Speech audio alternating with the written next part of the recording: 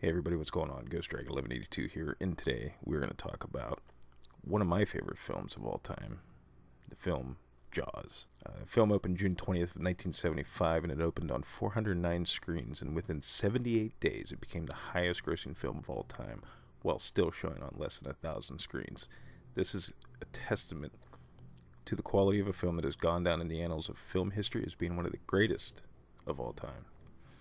And let's talk about what went into the making of this classic, and then we'll discuss the film itself. We're going to start with some of the key stars.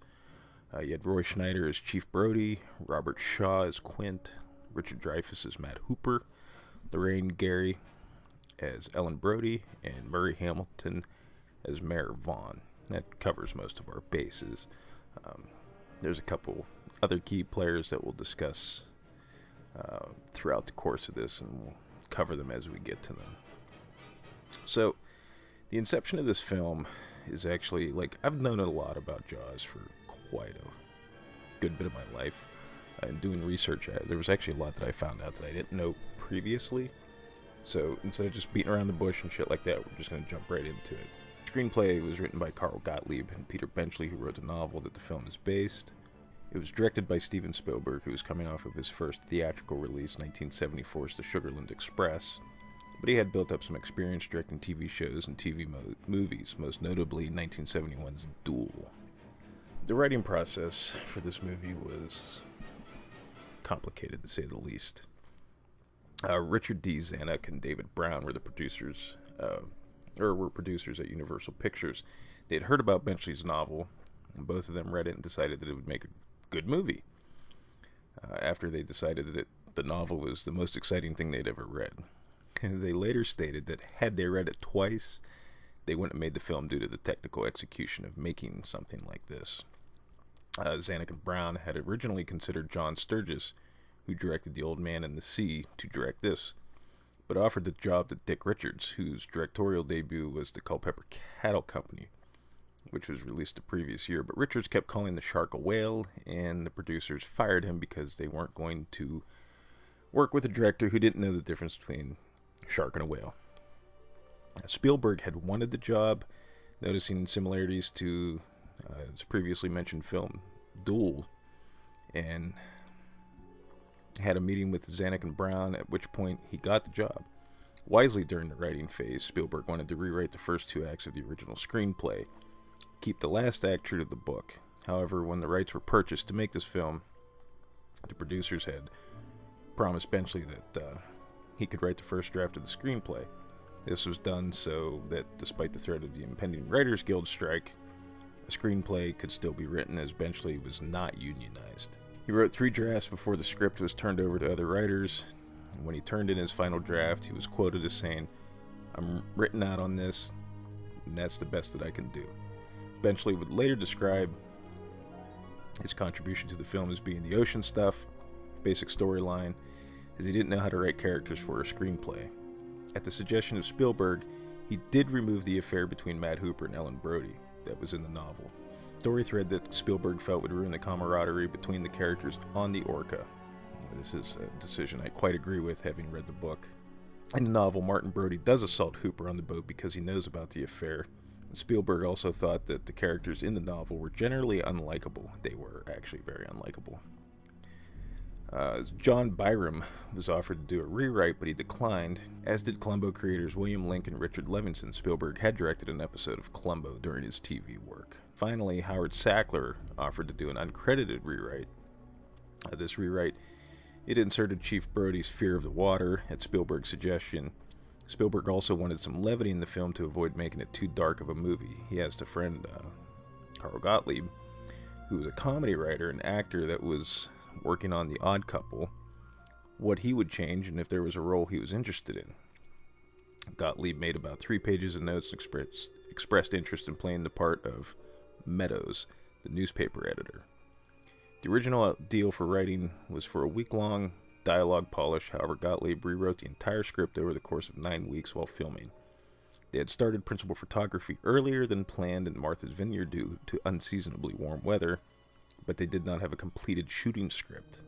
Spielberg would shoot during the day, and then him and Gottlieb would write at night. Typically, ironing out the next day's scenes with the cast and crew to see what would go into the film. During these evening sessions, the actors' improvisations would be written into the script, but a few still happened on set, most notably Roy Schneider's "You're Going to Need a Bigger Boat." There was also dialogue polishes made by John Milius and Sugarland Express writers Matthew Robbins and Hal Barwood did some uncredited work. Spielberg also had his own draft, but nothing concrete has ever been stated as to how much of his draft was used in the final script. I should mention another big change made by Howard Sackler was that of Quint being a survivor of the USS Indianapolis. However, Quint's famous monologue has some controversy surrounding who should be credited with it. Spielberg described it as a collaboration between Sackler, Milius, and Robert Shaw. Supposedly, Sackler had a 3/4-page speech, but that was written into a monologue by Milius, and then was rewritten by Shaw. Gottlieb claims that Shaw should receive primary credit regardless of who contributed what. It's still one of the most chilling and famous monologues in a film, expertly delivered by Shaw, albeit after some struggles that we will discuss later on. Some other changes to the story that were made, Hooper surviving, how the shark is killed, the mayor and some of the other business owners in the city having ties to the mob were eliminated to just kind of streamline it a bit. The book was kind of all over the place a little bit. For casting, Spielberg wanted to avoid hiring big-name stars for Jaws. He felt that a big name would take away from the story, and the star should be the shark. First cast was Lorraine Gary as Ellen Brody and Murray Hamilton as Mayor Vaughn, as I mentioned. The role of Chief Brody was offered to Robert Duvall, but he was more interested in the role of Quint. Spielberg kind of felt, however, that Duvall was too young to portray Quint. Interestingly enough, Charlton Heston expressed his desire for the Brody role, but Spielberg thought that Heston was too big of an actor to play a small-town police chief, and that people would instantly recognize that the shark's really not going to stand a chance against Charlton Heston. Roy Schneider had some interest in the role after hearing Spielberg discuss a scene during a party that they were both at, where the shark comes out of the water and onto the boat. And Spielberg initially was apprehensive about Schneider. He kind of thought he had like this tough guy typecast to him, but turns out that really couldn't pick better people to be in this movie. 9 days before production was to start, the role of Quint Hooper had not yet been cast. Lee Marvin and Sterling Hayden had initially been offered the role of Quint, but both actors had passed away before production. After working with Robert Shaw on The Sting, Zanuck and Brown had suggested him to Spielberg, but Shaw didn't really like the book and was kind of reluctant to take the role. His wife and his secretary, however, urged him to sign on, and he later said the last time that they were enthusiastic was From Russia with Love, and they were right. So Shaw based his performances on Craig Kingsbury, the actor who portrayed Ben Gardner. Spielberg often stated that Kingsbury was, in his mind, the purest version of who Quint was. For the role of Matt Hooper, Spielberg had initially wanted John Voight. How different would that have been? Timothy Bottoms, Joel Grey, and Jeff Bridges were also considered, but it wasn't until a friend of Spielberg's, who you probably heard of by the name of George Lucas, had suggested Richard Dreyfuss, whom worked with him on American Graffiti. Dreyfuss initially passed, saying it was a movie that he'd love to watch, but he didn't really want to make. But as fate would have it, though, Dreyfuss feared that his performance in The Apprenticeship of Duddy Kravitz was so poor that nobody would want to hire him. Dreyfuss called Spielberg and asked if the role was still available, and he was told not to read Benchley's novel due to the film being so vastly different. Hooper was rewritten after Dreyfuss was cast to better suit his skills and the way he acts, and was more representative of Spielberg himself, actually, who viewed Dreyfuss as sort of his alter ego, I guess you could say. Probably the most famous of the behind-the-scenes problems that happened with this film were the troubles of filming at sea and the seemingly endless problems with the mechanical sharks that were built. The production of Jaws faced every problem imaginable that a production can have. Unfinished script, actors not getting along, delays, props not working as intended, and, I mean, there's a laundry list. There was an even accident during filming that caused the Orca to begin sinking. Spielberg yelled over a bullhorn for the safety boats to get the actors off the boat. John R. Carter held his tape recorder over his head and yelled, "Fuck the actors, save the sound department." During the incident, a camera was actually submerged, and film inside was thought to be ruined, but they realized that film is developed in a saline solution, so the crew had the film flown to a lab in New York where technicians were actually able to save all of the film that was in the camera. Talk about luck. Spielberg chose to shoot at sea rather than a tank due to not wanting to fake the ocean views and help with the feeling of isolation that would be present while the three leads were on the orca hunting for the shark. This also led Spielberg making very conscious decisions to not film towards land. Filming at sea, however, presented its own unique problems. Lights couldn't be controlled. It could be sunny, then cloudy. Sailboats would sail through the background of the shots. Ocean swells would make filming difficult. Their solution to the ocean swell issues, though, was Spielberg actually mostly shot by hand rather than Steadicam rigs while they were out on sea. Some accidentals, though, benefited the film. The shooting star that is very noticeable behind Brody while he's loading his revolver was actually a real shooting star, not an optical effect that was added later. When the shark was initially built, contrary to popular belief, they were tested in water. They were tested in fresh water. It wasn't until they tried using them on location at Martha's Vineyard that they found out that the salt water had very severe negative effects on the mechanical components. While it was frustrating for the cast and crew and caused numerous delays, these mechanical failures actually benefited the movie. Spielberg had to find creative ways to represent the shark on screen without showing it. So things like quince yellow barrels were written into the scenes to represent the shark. By not showing the shark as often as originally intended, the audience doesn't get used to the image of the shark, making the scenes that, when it does show up, more impactful. It gives extra suspense because you have essentially an invisible predator. The original opening of the film, for example, showed the shark eating Christy. But the scene had to be rewritten, and the actress was pulled back and forth by cables instead. Also, contrary to some rumors, she did not break any ribs while filming this scene. The shoot for this movie was initially scheduled for 55 days, but the problems that plagued the shoot dragged it out to 159 days. Spielberg had even thought that this film was going to end his career due to how long it took for principal photography to finish. This film actually started his tradition of skipping out on the final scene being shot, that of the shark exploding, because he thought the crew was going to throw him in the water when the scene was done. And ever since then, he has not been present for the final scene being shot in any of his movies since. One of the other notable problems on set was Richard Dreyfuss and Robert Shaw did not get along. Shaw was respected as an actor, but he was quite the alcoholic at the time. Roy Schneider had even commented that Shaw was a perfect gentleman whenever he was sober.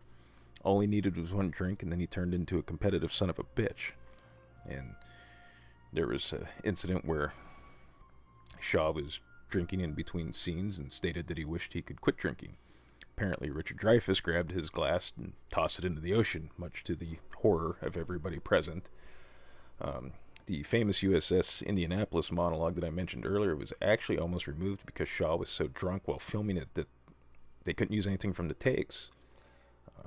Apparently, when everybody went home for the night, Shaw kind of thought about it and was remorseful and called up Steven Spielberg and asked if he could have another try at the scene.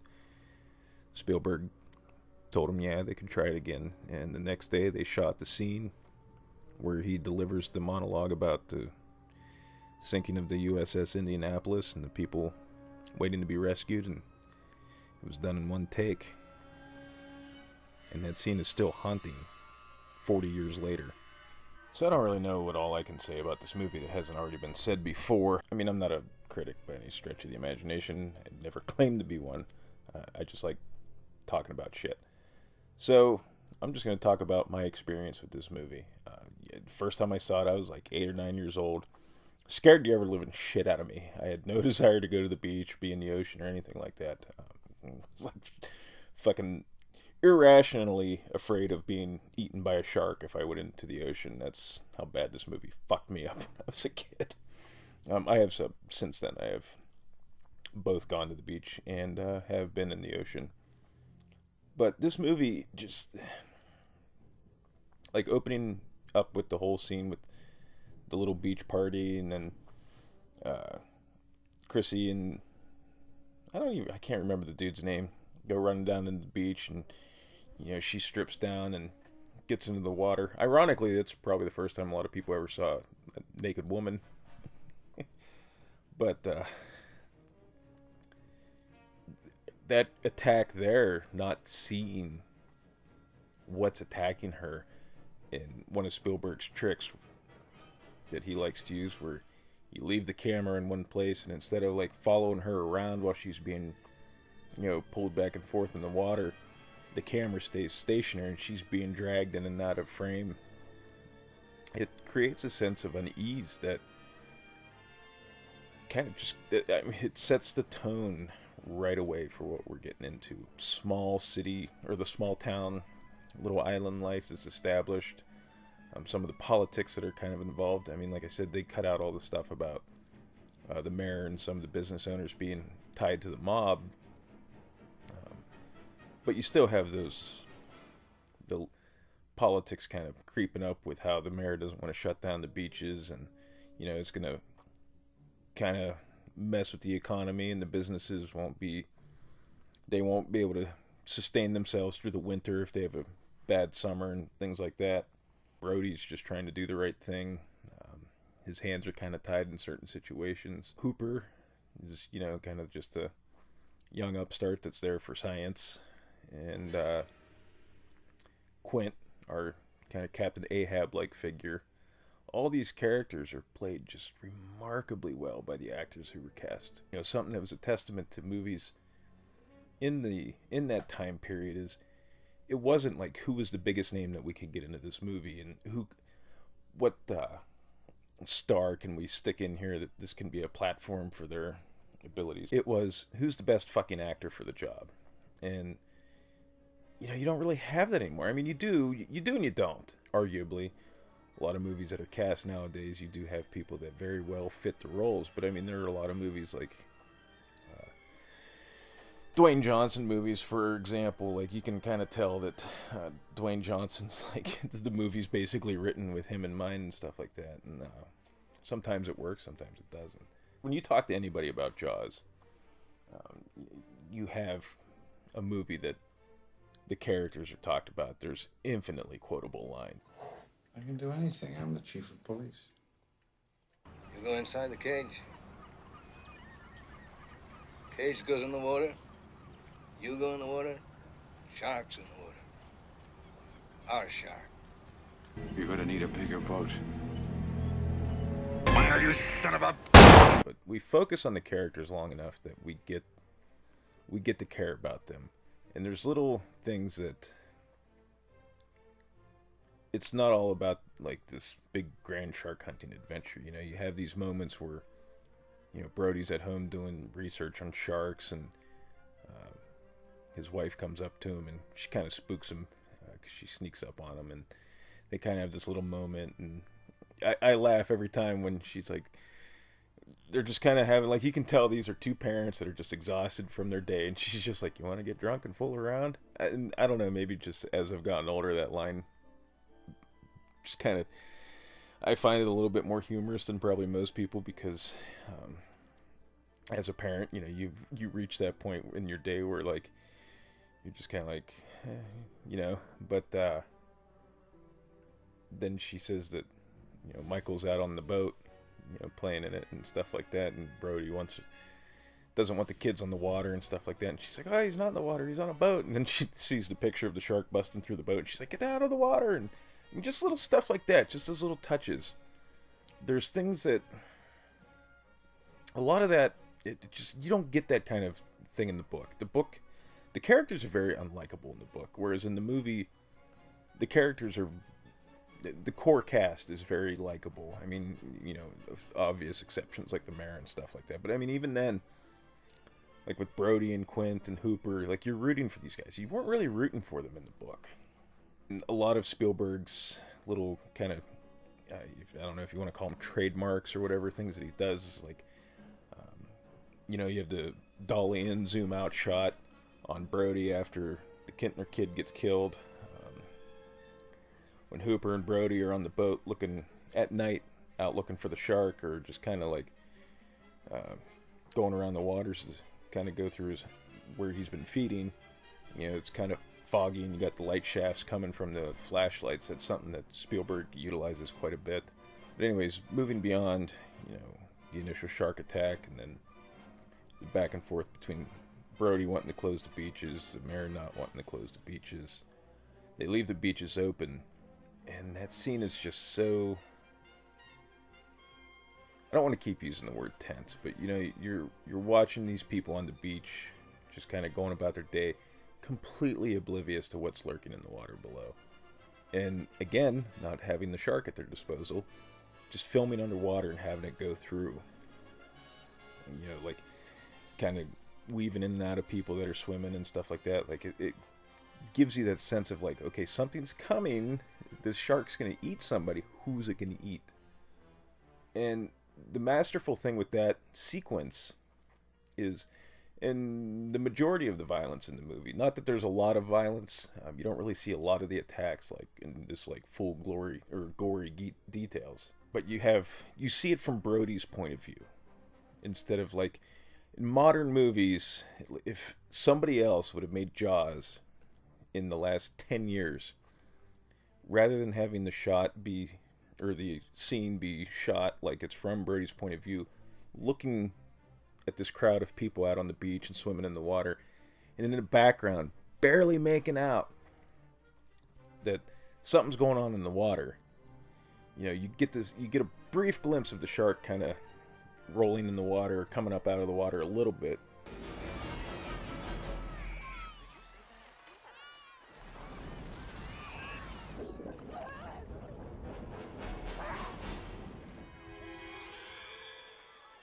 In a modern movie, they'd probably just have that shit zoomed right in, 6 inches away from the shark eating the kid, and you'd see like an arm floating in the water or something fucking retarded like that.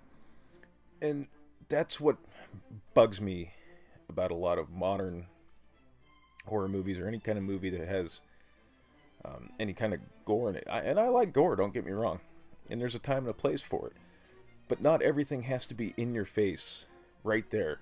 In certain movies it works, certain movies it doesn't work. And then, had this movie had everything up front, right there for you to see, it wouldn't work the way that it does. I mean, imagine that's sitting on the beach, just watching people swim and play volleyball or whatever the fuck, and just like kind of off in the horizon a little bit, you see something, and it turns out that a kid just got eaten by a shark. That's fucking terrifying. So after the Kintner kid gets eaten, his mother puts up a bounty on the shark, and all these people come in from all over to try to catch this fucking thing. Nobody's really kind of like prepared for what they're getting into, but nobody really knows what they're, they just think it's a run-of-the-mill shark. This is also where Hooper gets introduced into the film. There's a scene where, they catch the shark, they catch a shark, and they got it up on like a hook, and they're taking pictures with it, and everybody's all celebrating, happy. Oh, you caught and killed the man-eating shark. And Hooper's measuring it and doesn't think that this is a shark because of the bite radius and all that. And the kid's mother comes up onto the dock, and the tone changes and gets real serious, and she confronts Brody and she slaps him. She actually really slapped him. She wasn't real good at being able to pull the slap and make it look convincing. She really laid into Roy Schneider. Her reaction to finding out that, that the beaches, they knew about the shark attacks and they didn't close the beaches. You feel for that woman. That's a situation that, for all intents and purposes, could have been avoided. And because nobody wanted to close the beaches because they didn't want to lose any money, this woman's kid is gone. And that's a powerful scene. I mean, especially if you have kids. Like, that's a reality no parent wants to ever be in. So then they kind of go on. Very personal, like, touching scene between Chief Brody and his son, where Brody's sitting at the table. His boy's kind of off to his right, and Brody kind of puts his head in his hands, and the kid does the same thing and keeps mimicking Brody's movements. And it's moments like that that kind of balance out the film, because instead of having something that it takes those moments and it makes these characters feel real. It doesn't make this movie feel like something like Deep Blue Sea, or trying to think of other over-the-top shark movies. I guess you could say the sequels, because the sequels were way fucking over the top at times. But it grounds the movie in a little bit of believability and realism. Brody gets a little drunk. Hooper convinces him they should go check the feeding grounds or the area where the shark's been feeding. They happen upon a boat wreckage. It turns out to be Ben Gardner's boat. So Hooper goes down to investigate. He finds a tooth, a big fucking tooth, that he drops when he gets scared because the corpse of Ben Gardner kind of floats into the hole in the boat. And up until this point, you haven't had a clear picture of how big this shark is, but seeing that tooth and having the knowledge that it's eaten 2 people and a dog so far, your mind starts to turn a little bit and put together what these people could possibly be dealing with. So they still haven't closed the beaches. Nobody's going in the water. The mayor kind of, why aren't you going in the water, to one of the gentlemen that he knows, and the guy goes in, and some people start going in, and this is kind of what goes back to the Hitchcock thing that I mentioned earlier about the bomb under the table, because they could have very easily had these people go into the water. Somebody could have got eaten. Instead, they see the fin, there's a fucking shark, everybody's getting out of the water. They had helicopters going over, there's boat patrols. They start coming in on where this fin's kind of swimming around, and it's these kids playing a prank. And while that's going on, though, the shark is present in like a lagoon area of the water where Brody's son is. Brody's son doesn't get eaten, but just that build up to that, the shark swimming past him, not eating him while he's in the water, probably because it just ate a full-grown man. I forgot to mention there is a guy that's like checking on the kids, and he gets his boat overturned and he does get eaten, but he ends up in shock. They have to take him to the hospital. There's an exchange between Brody and the mayor. Brody basically tells the mayor, "You're hiring Quint. We're going to pay him what he wants. We're going to get this thing." So, there's some scenes of them talking to Quint, ironing out the details, getting everything loaded up, and off they go. Probably one of the most perfect third acts of a film. When you finally do see the shark, it is amazing. Slow ahead. I can go slow ahead. Come on down and chum some of this shit.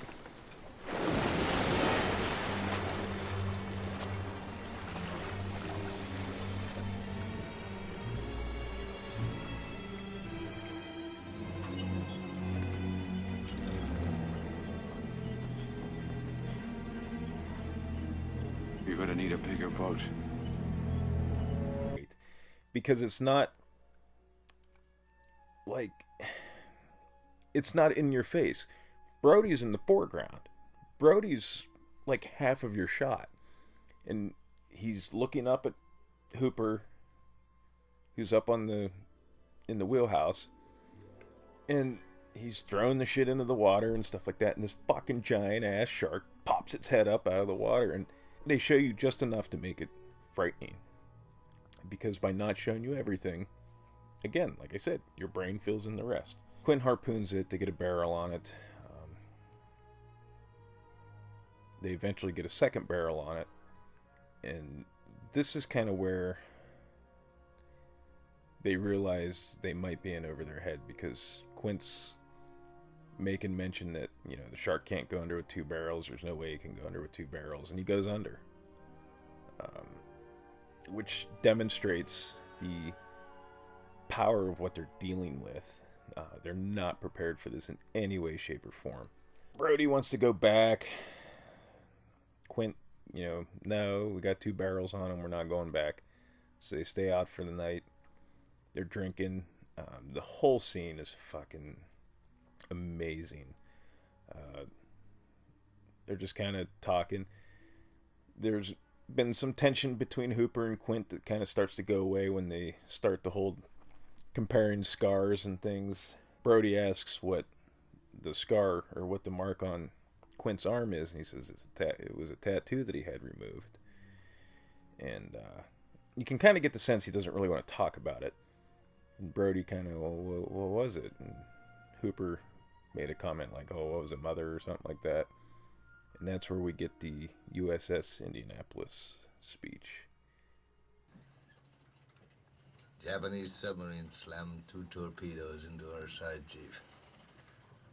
He was coming back from the island of Tinian to Lady, just delivered the bomb, the Hiroshima bomb. 1,100 men went into the water. The vessel went down in 12 minutes. Didn't see the first shark for about half an hour. Tiger, 13-footer. You know that when you're in the water, Chief? You tell by looking from the dorsal to the tail. What we didn't know was our bomb mission had been so secret, no distress signal had been sent.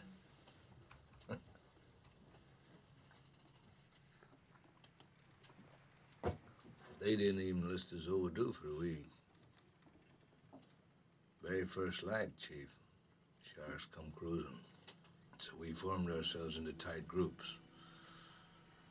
It's kind of like old squares in a battle, like you see in a calendar, like the Battle of Waterloo. And the idea was, shark comes to the nearest man, that man he starts pounding and hollering and screaming. Sometimes the shark would go away. Sometimes he wouldn't go away. Sometimes that shark, he looks right into you, right into your eyes. You know the thing about a shark, he's got lifeless eyes, black eyes, like a doll's eyes. When he comes at you, he doesn't seem to be living until he bites you, and those black eyes roll over white, and then you hear that terrible high-pitched screaming. The ocean turns red, and despite all the pounding and the hollering, they all come in, they rip you to pieces.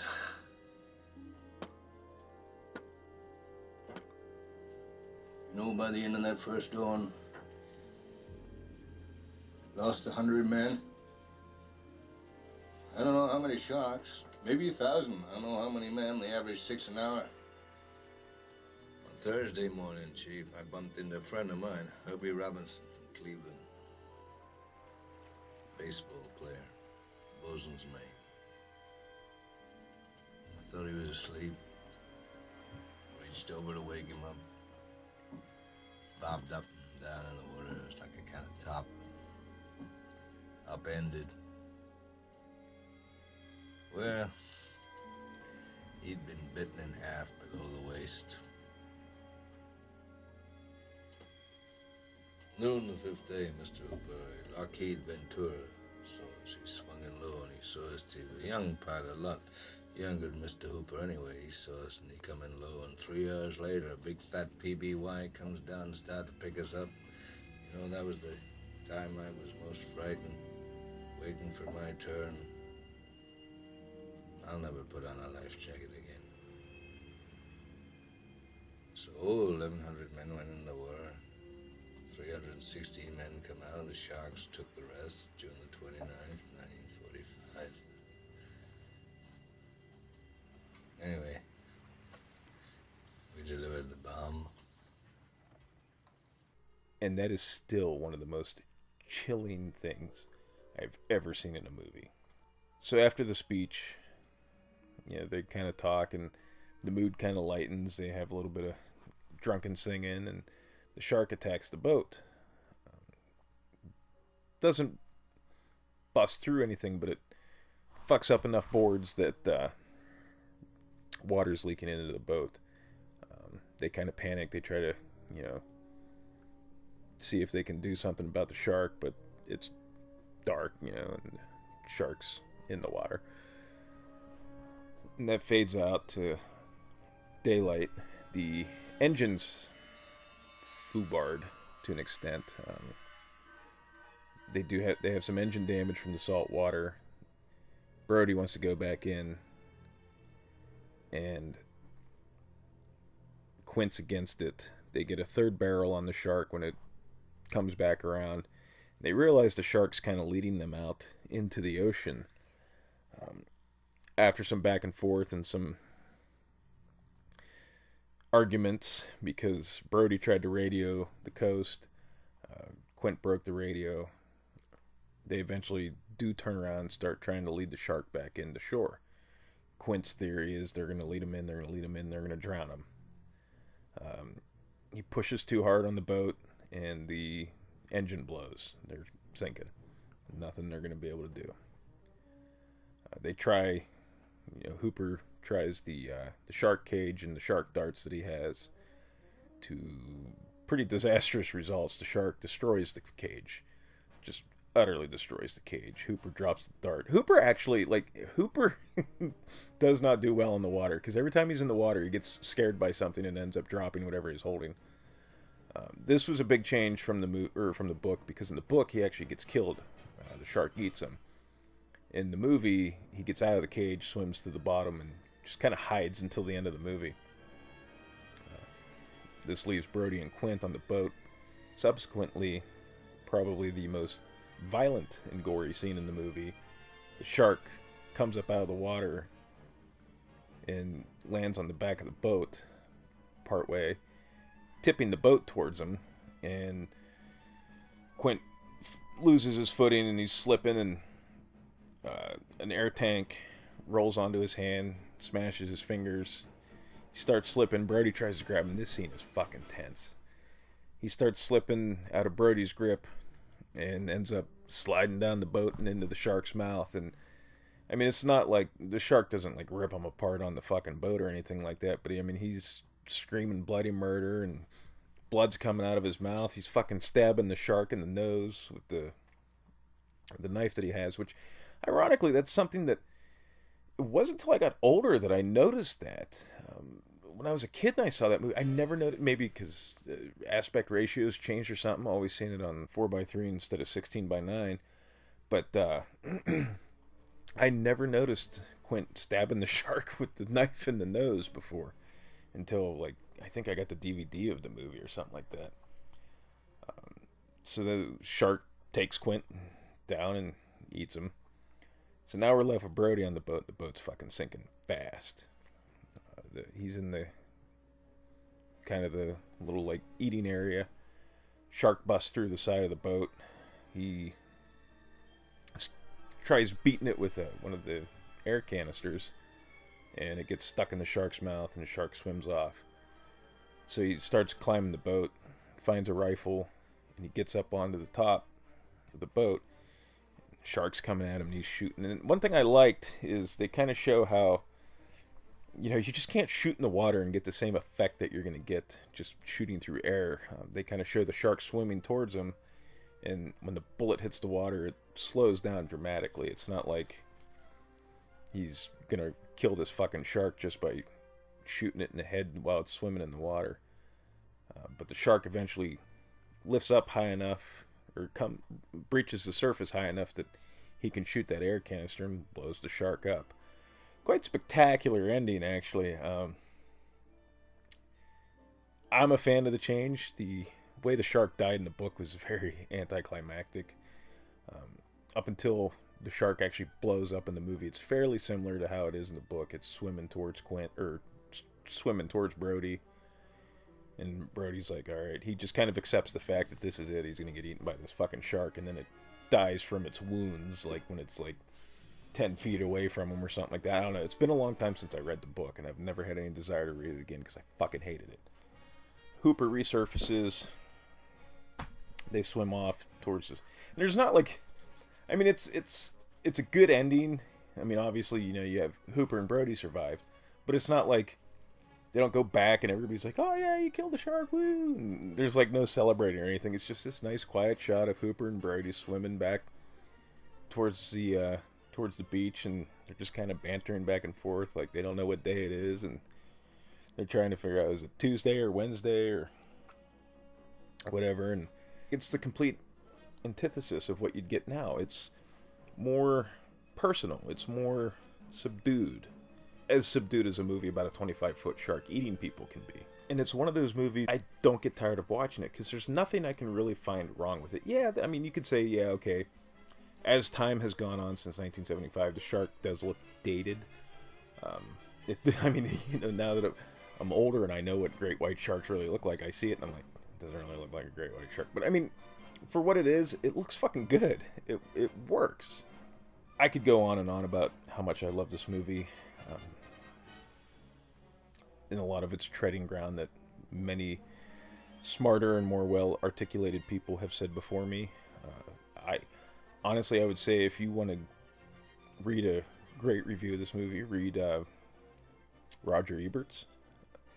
That's probably the one review I could say that, like, that's something I wish I would have wrote. It sums up how I feel about this movie perfectly. This is a movie that I don't think I will ever get tired of. It's something that I will watch once or twice or 3 times a year, no matter what. If I'm flipping through TV channels and it's on, I always stop and watch it. It might be the longest running movie that I've been a fan of. Well, actually, I would say out of every movie I've ever seen, this is a movie that I've probably been a fan of the longest out of any movie that I could say is in my top 10, 20, 30, 100. If by some slim stretch of the imagination you have never seen Jaws, watch this fucking movie. This is by far one of my all-time favorite fucking movies. And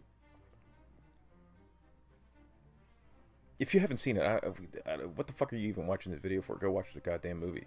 I am Ghost Dragon 1182, and I want to thank you guys all for watching, and we'll see you in the next one. Have a good one.